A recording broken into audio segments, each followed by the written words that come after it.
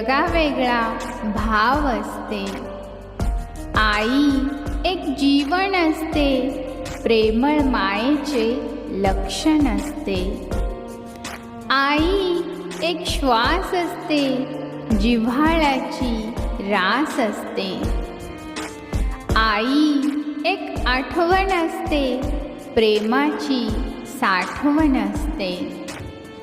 आई एक वाट असते, आयुष्यातील सर्वात पहिली गाठ असते. आई एक गोड नाते असते, बहरणाऱ्या जीवनाची हिरवी पात असते. आई एक सुंदर घर असते, वात्सल्याची सर असते. आई हृदयाची हाक असते, निशब्द जाग असते.